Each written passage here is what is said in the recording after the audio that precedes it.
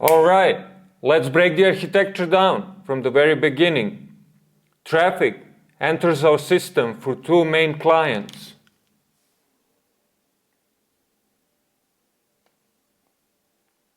The web browser and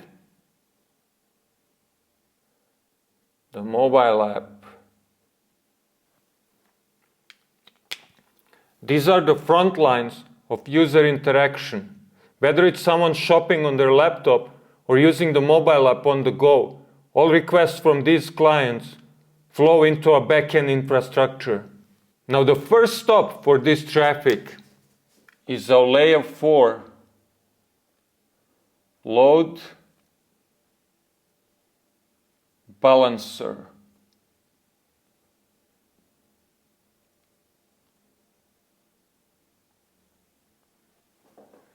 Think of it as the system's traffic cop. It works at the network layer to manage the flow of incoming requests, deciding which API gateway instance should handle each one. This decision is based on low-level information such as IP addresses and ports, making it lightning fast. Importantly, the L4 load balancer also serves as a first layer of protection, filtering out bad traffic like potential DDoS attacks before they even reach the core of our system. Now once the request makes it through L4, it hits the API gateway.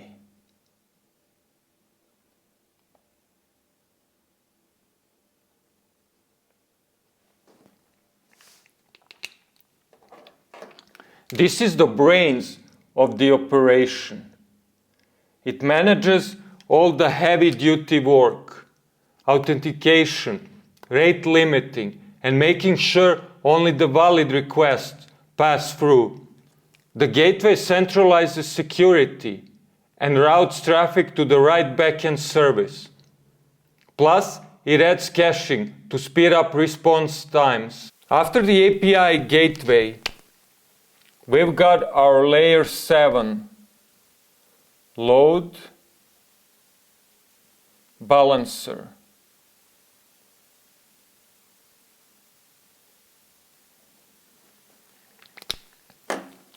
This one's more sophisticated than L4, making decisions based on the content of the request, like the URL, headers, or cookies. It also uses a consistent hashing algorithm to ensure requests from the same user or session are routed to the same backend instance. This helps us direct traffic to the right service, whether it's payments, orders, or inventory, more intelligently, improving performance and consistency. Yeah, I get it, but man, this setup is complex. Look at all these layers. L4, API gateway, L7. It's powerful, but it's also costly to maintain. The infrastructure costs add up. Is it really worth all this?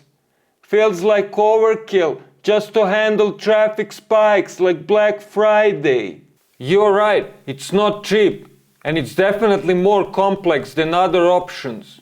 But here's the thing, this setup has served us well for the last 2 years.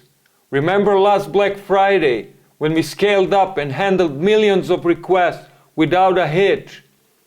It's this exact architecture that gave us the capacity to grow without falling apart during surges.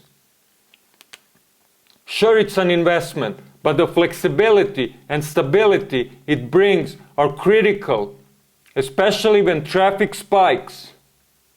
So let's build on what we have and identify bottlenecks where they really matter. Alright, Luca, let's talk about why we went with AWS.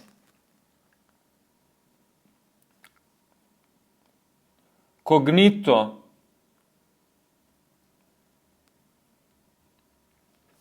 For authentication, there are a few key reasons behind our decision.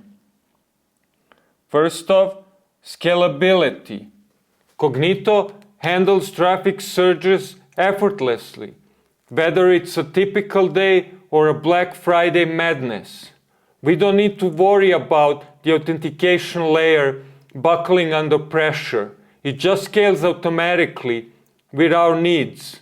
Then there is security. We knew we couldn't cut corners here. Cognito comes with strong features like multi-factor authentication built in. It's critical for protecting our users' sensitive information. It keeps our platform secure without us needing to implement complex solutions ourselves. Another big reason, we are already heavily invested in AWS. Most of our services run on AWS. So integrating Cognito was a natural fit. It works seamlessly with everything else. And let's not forget one more reason, user experience.